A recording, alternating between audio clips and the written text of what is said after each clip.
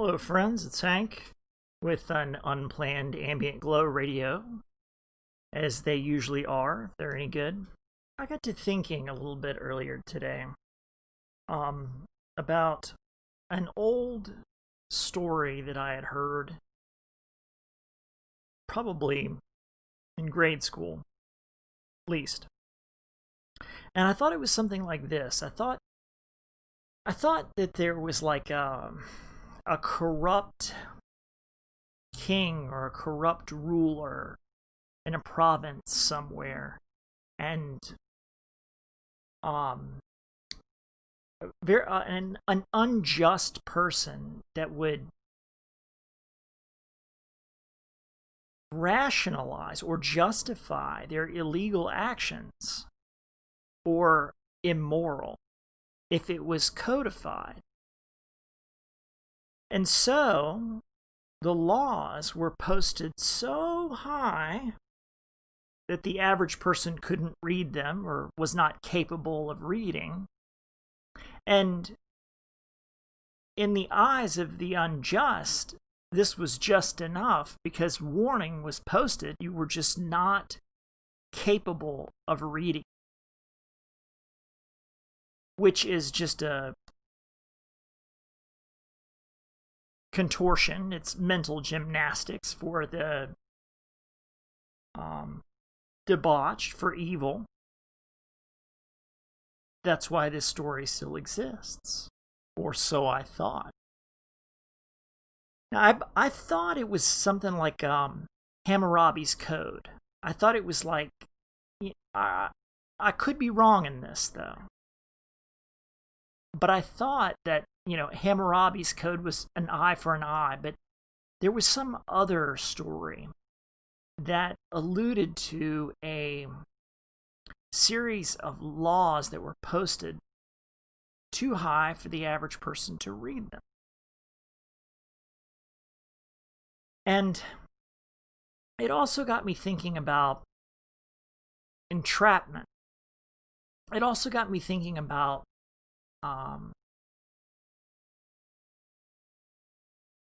what lengths people would go to justify an immoral action if they thought they had the sanctity of law.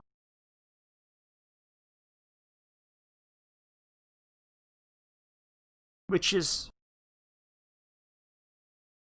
even if it chafed against their every fiber, if it were within the law, or if it goes to the spirit of the law, it goes to the essence of what men crave. Men, I mean men and women, humans, people of all, to prefer order over anarchy requires a system that is just. And if it is just, it is not confusing, because if it is confusing, it is not plain. And what is just is plain. And specifically, I refer to, or what inspired me to recall this tale I had forgotten and went to explore. But it was Hammurabi's code. The laws were posted so high no one could read them. And in a sense, from what I've read on the internet, I haven't gone back to my full library yet, but I assure you I will have more answers, ones that are not so easily alterable. And let this be a lesson to anyone about the internet and its mutability. I implore you, keep your records in hard copy, in books, and in libraries, grand libraries, which you read and explore. The internet is no substitute for a library. Now, that being said, I thought the laws were, posted so high no one could read them, and therefore unjust people could get away with things because they thought they had the sanctity of law and everybody was warned. and from what I've gathered on the internet, there was like a pillar in which all these rules were, or Hammurabi's code or laws were inscribed on this pillar all the way up, of which in reality I've seen no evidence of such pillar.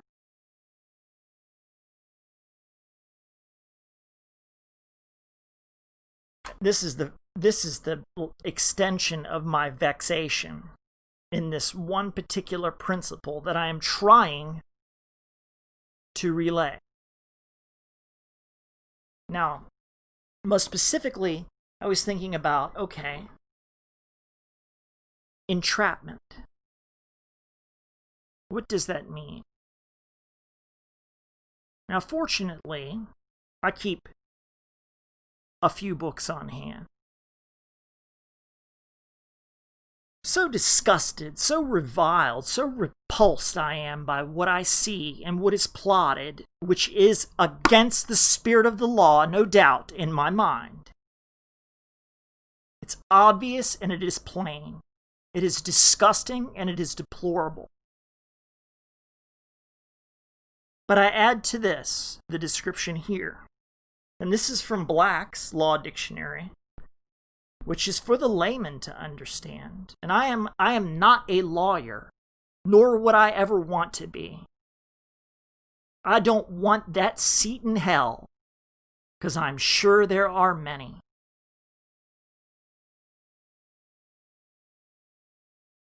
For me, I prefer a different path.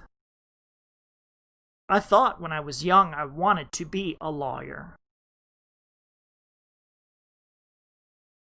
And I am absolutely disgusted with the type of person that society would have trained me to be. And the legions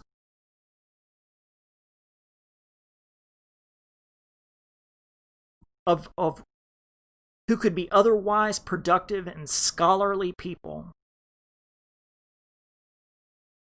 devoted to him. Now, it's not to say that there aren't good lawyers, because I know a few. Entrapment. The act of officers or agents of the government in inducing a person to commit a crime not contemplated by him for the purpose of instituting a criminal prosecution against him.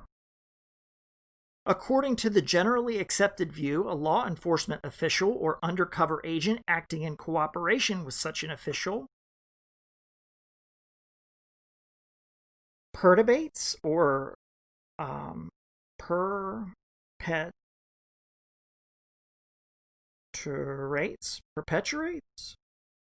perpetuates. I get, maybe that's perpetuates. I'll have to look up the pronunciation. Okay, so I'll go back. Or an undercover agent acting in cooperation with such an official perpetrates an entrapment when, for the purpose of obtaining evidence of a crime, he originates the idea of the crime and then induces another person to engage in conduct constituting such a crime when the other person is not otherwise disposed to do so. And we have case studies for this, and this is where I'm very vexed. Sorellis versus US 287, US 435-53, so on and so forth. Blah, blah, blah. A public law enforcement official or person acting in cooperation with such an official perpetrates an entrapment if, for the purpose of obtaining evidence of the commission of an offense, he induces or encourages another person to engage in conduct constituting such offense by either A, making knowingly false representations designed to induce the belief that such conduct is not prohibited, or B, employing methods of persuasion or inducement which create a substantial risk that an offense will be committed by persons other than those who are ready to commit it. And of this I would call friendship.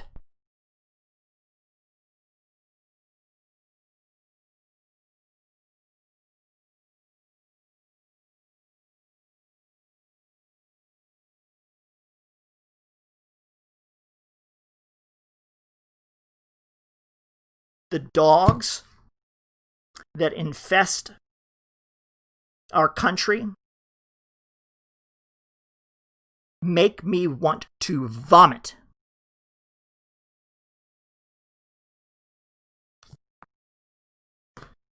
So I began searching about. Okay, all right, let's see. This is only but a vague bit from this one particular book. It is difficult for me not to be irritated. It is difficult for me not to be angry, to see the plots of which significant amounts of resources are applied in order to leverage whatever advantages, immoral advantages,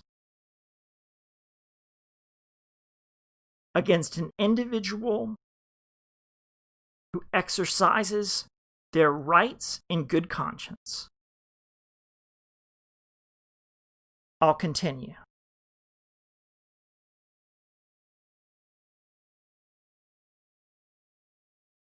Okay, so I decided to look here. All right, what do we have here? Sorellis versus United States. Entrapment is... Okay, this is not clear.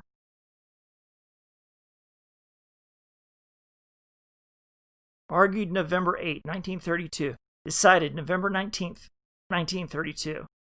Syllabus, where application of a penal statute, and I could go hoarse with this, according to its literal meaning, would produce results contrary to the plain purpose of the policy of enactment, and flagrantly unjust, which is something people should understand. Another construction should be adopted if possible. The hell does that mean? National Prohibition Act? Well, I tell you, isn't that funny? Isn't that hilarious? I don't find it funny at all. My licentiousness right now is committed only with what someone would have called illegal, and I do it and enjoy it in the privacy of my own home, doing harm to no one. Nor would I wish to. Prohibition was repealed. But we can think of all the criminals that were made very, very wealthy by that act.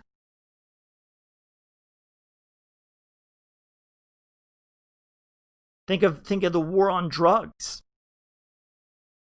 Think of the unending war on drugs.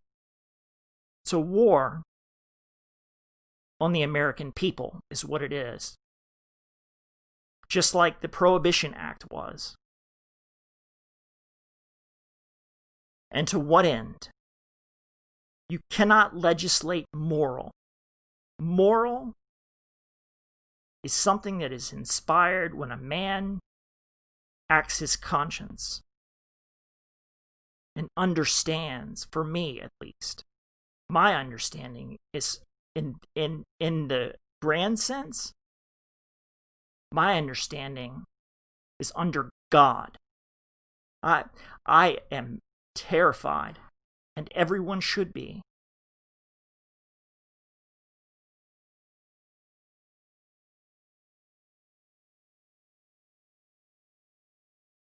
This is what gives us conscience. This is what gives us not the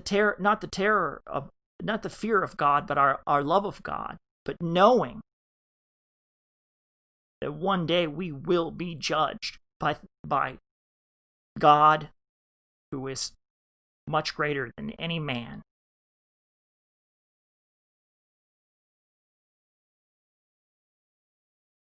So this is what gives me security, despite this gobbledygook that I see here and there, or everywhere, and the rationalizations people create to do the immoral things that they do. Flagrantly unjust is what I see here. Those are the words that strike me. What is just? This here, what I do, what I drink here in this cup, they would have thrown you in jail.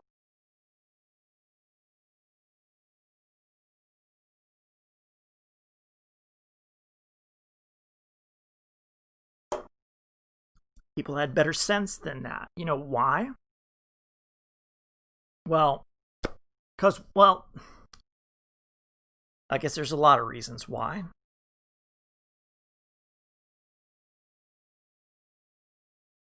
But if I'm to define it from the philosophy of, I believe maybe it was Locke. One of them made an analogy to a bridge that you could cross. It was a rickety bridge. Now, to build a rickety bridge and not post a warning and allow somebody to go across it and fall and die, well, that's on you. Because you created the conditions by which another person would be brought harm. Now, if you built a good bridge and it failed, and you didn't mean to, then clearly, philosophically, you shouldn't have been building bridges if you weren't capable, but people try to do things. We're always trying to build. We're always trying to do more. We're always trying to push the boundaries of our experience, push the boundaries of our limits, especially in this age without teachers, because who can you trust? They're more interested in their own gains and their own comforts than to tell very much truth. And then there would be to push the guy off the cliff, to clearly do him harm. But if there was a bridge there and somebody crossed it and they knew it was perilous, or didn't know,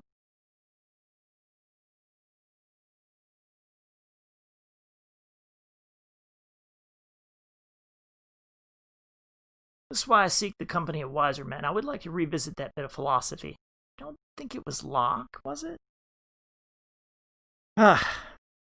Drunkenness and anger blind me. My memory, which should be a little more clear. Let's carry on. I might not even have Hammurabi's code right. I might not even have that particular myth correct, but I think I do. But all this here, very confusing. And the worst part of it is that it's got a disclaimer at the bottom. Nobody understands what the hell that is. It's a Supreme Court. It has the title of U.S. Supreme Court with a disclaimer at the bottom. Is it official or is it not official? We've got the seal. We got this lock here. It says federal U.S. Is it legal or is it not legal? Is it fucking disclaimer or is it not disclaimer? Could it be clear or is it not clear? It's not clear. It's clear as mud. I'll find it in a book. The bastards that scrub the internet for this shit have a special place in hell alongside the Nazis that burn the fucking books. Now, I tried to go a little bit further in it.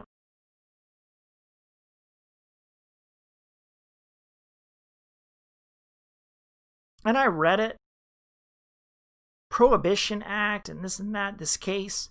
What does it mean?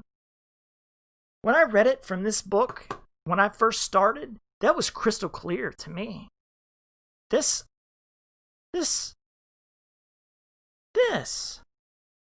What the hell is this? I'll go through it piece by piece and try and get rid of it. And I even tried to find Hammurabi's tale.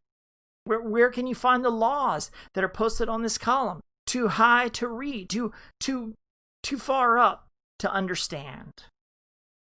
Let's see. Laws posted too high to read.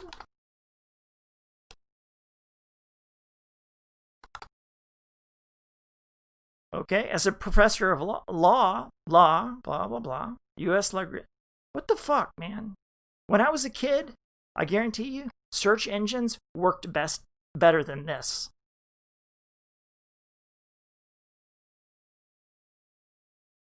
What the hell?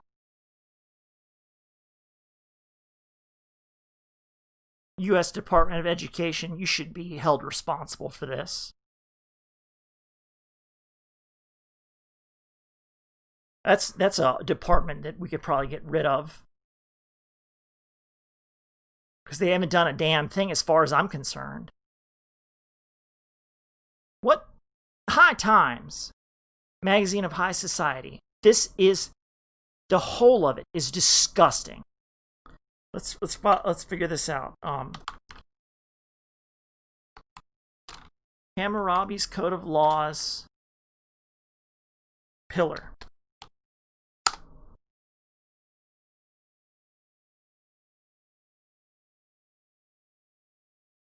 Gives us something about first written, carved into stone. Yeah, it's on this big pillar.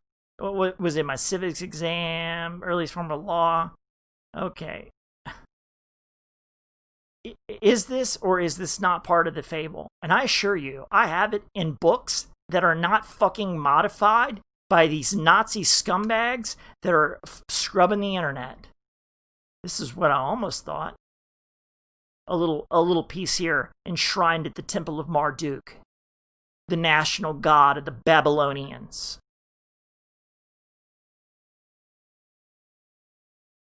A rotten writ. Unless I'm mistaken, which I could be, and I would freely admit that if I could figure out what parable or fable or tale or historical account it was of these laws that were posted too high for the average person to read and understand. To the Bible.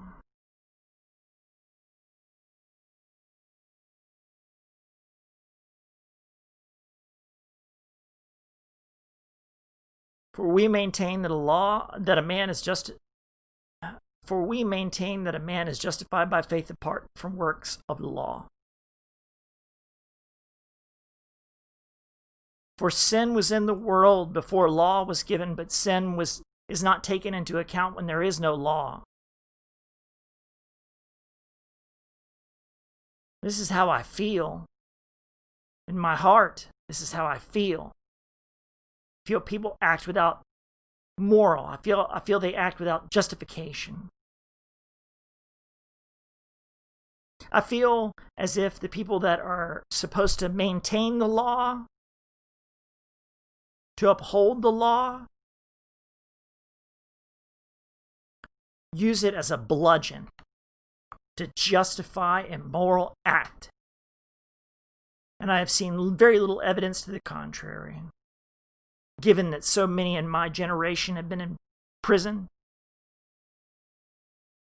And while it's very clear that other criminals with, I would say, more than a preponderance of evidence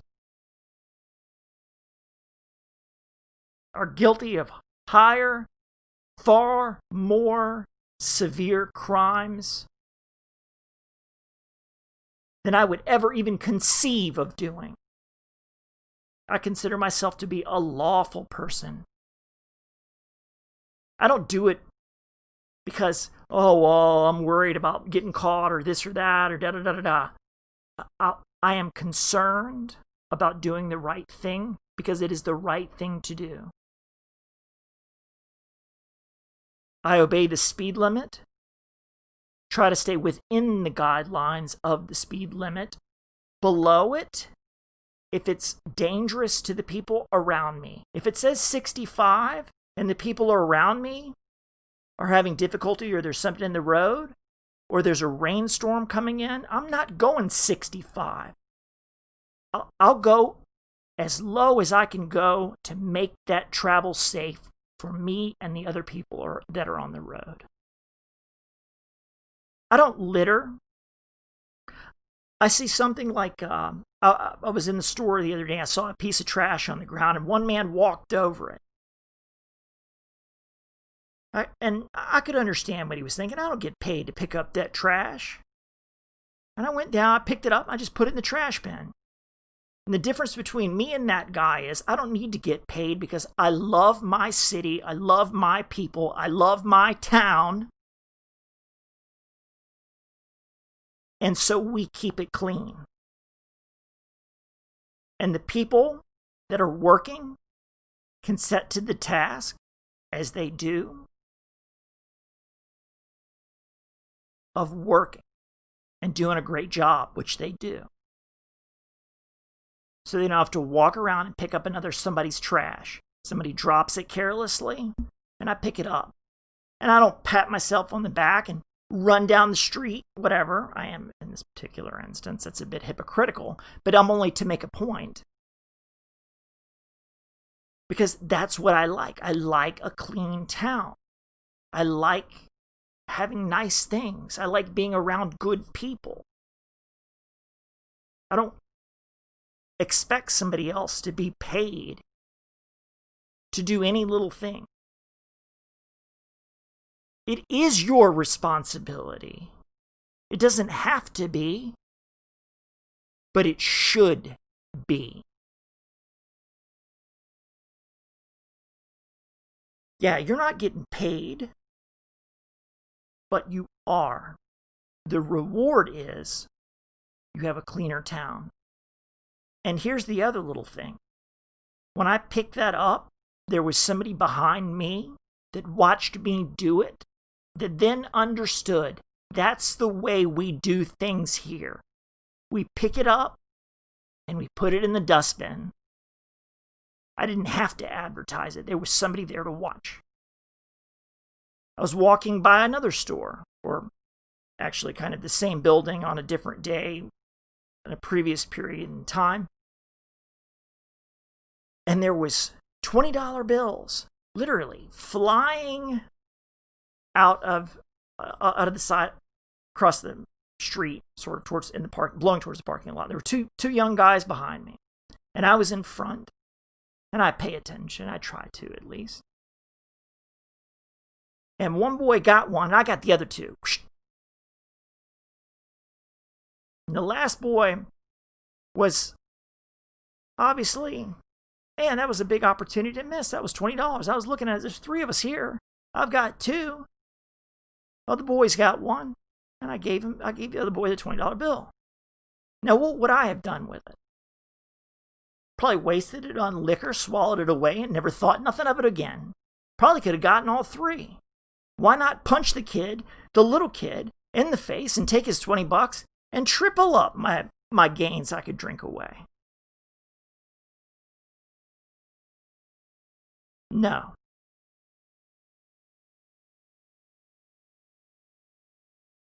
It was like, after that was done, it was kind of like we were a pack of hunters. We were a pack of men that caught something valuable, and we divvied it up amongst ourselves equally.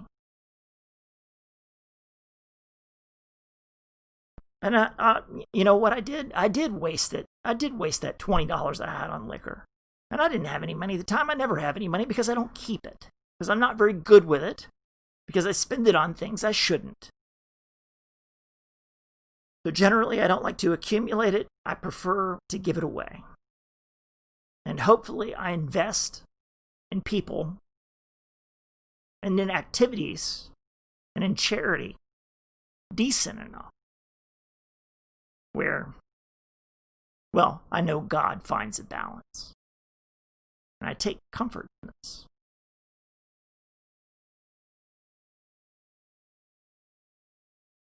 I have everything I need. I'm not going to take any more. And that boy was happy, and I hope, and I'm sure it did. I could tell. Because that's the kind of thing that you will remember. Because perhaps maybe one day in the future when he is a little bit ahead, he might turn back and look at the one that didn't have as much and give half of what he had away. and we're all better because of it. On a day that the wind was blowing $20 bills in our faces. And it was easy to give it away.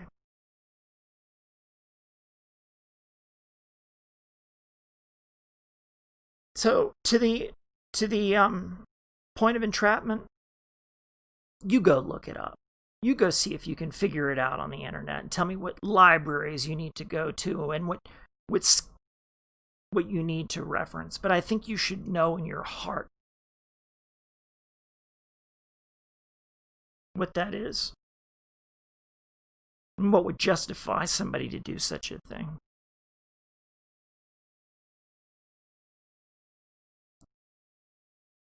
It's been Hank. Catch you on the flip side.